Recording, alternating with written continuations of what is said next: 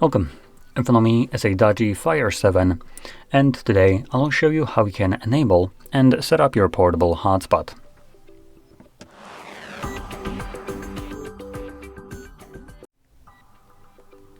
So, to get started, you will want to swipe down from the top right side of the screen, like this, and this will bring down all your toggles. Now in here we're looking for the hotspot toggle, which for me is visible on the first page right over here, but just keep in mind there's multiple pages, and if you don't see this toggle on any of these pages, you can add it by clicking right here on this pencil, and then scrolling down to this area right here, holding whatever toggle you want to add, and then dragging it above, dropping it, and you're good to go.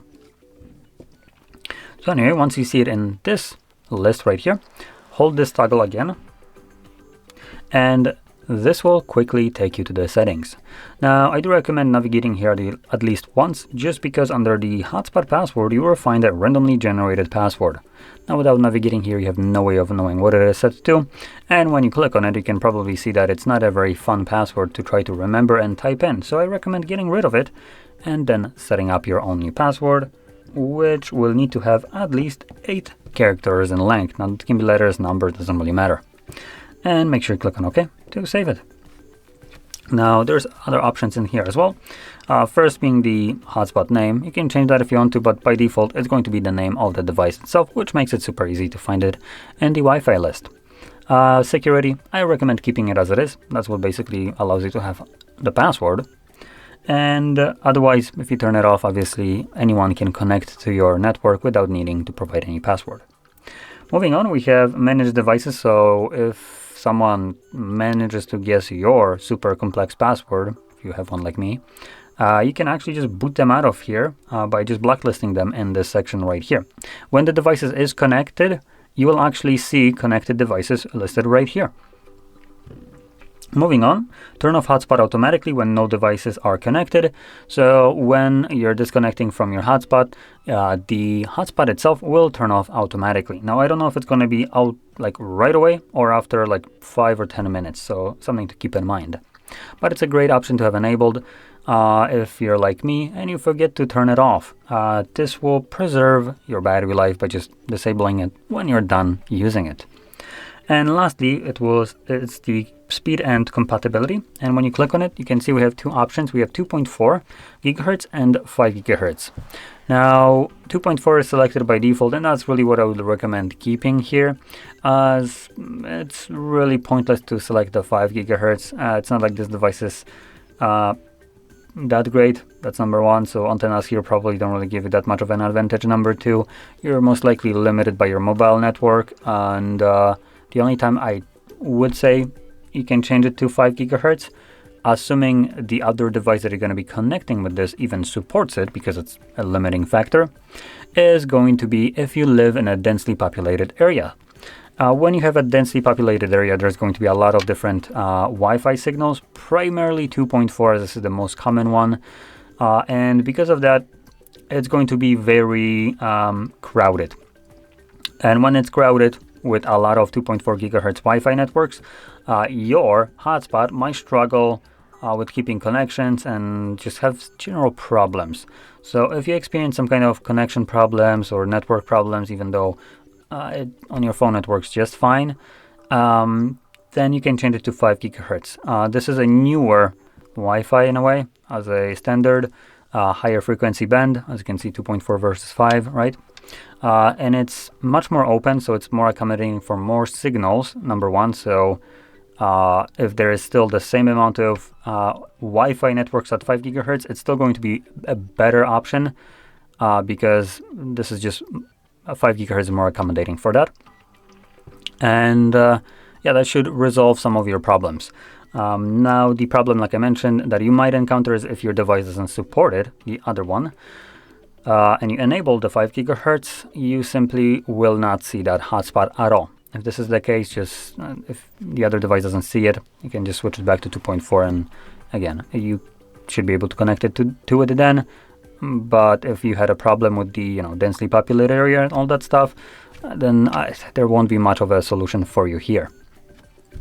Now the other things that it lists here, like the 5 being faster and compatible with many devices, it is faster, but like I mentioned, most people have a bottleneck in the mobile network speed. As an example, on my device, which I consider to have a pretty damn good network, considering it's unlimited, number one, I have 60 megabit speed. Not the most optimal speed, considering I have 10 times faster at home. So usually you'll be bottlenecked by your device, and also depending on how far you are from the cell towers, your speed may vary, especially if you're using 5 gigahertz or 5G, meaning on a phone, the connection to the cell tower, not the 5 gigahertz, but the 5G. That is very dependent on how far you are and what obstacles are in the way, and you can go anywhere from like 60 megabits to 1 megabit, just because of a distance and like a building being in between you. So for the most part, 2.4 will be the best option here. Now, once everything is set, we can close this up and then find this toggle and simply tap on it to enable it.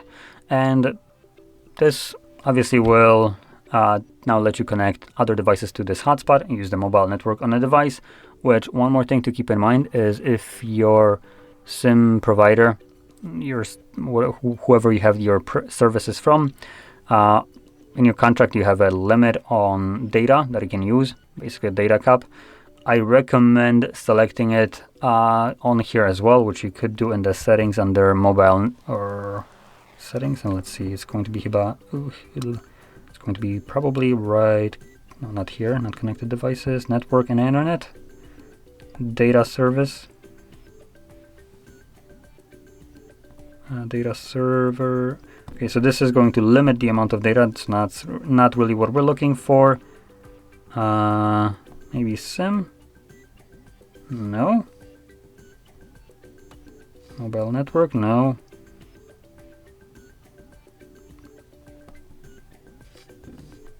Okay, so it looks we don't really have an option for this.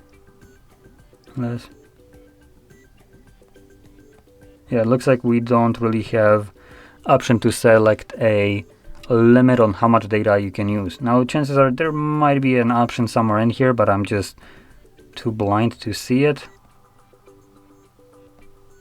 Still looking for it. Yeah, I don't see it. So when using this, I would recommend trying to keep somehow control of how much data you're using, especially if your service provider is the scammy one where they allow you to go over your data limit per month and then just charge you absurd amounts per gigabyte. Obviously, in this case, you would want to control that, have that under your grip with a iron fist, because no one likes to pay extra fees for your service just because you, God forbid, went like couple megabytes over the limit and they charge you for an entire gigabyte that is going to be egregiously expensive. So anyway, something to keep in mind. Now, as you've seen, the hotspot did turn off automatically on its own because there is no device connected, but if it is, it would stay on, and you can obviously turn it off yourself by tapping on it a second time. And you can do that without even disconnecting from the hotspot. So anyway, with that being said, I hope you found this very helpful, and if you did, don't forget to hit like, subscribe, and thanks for watching.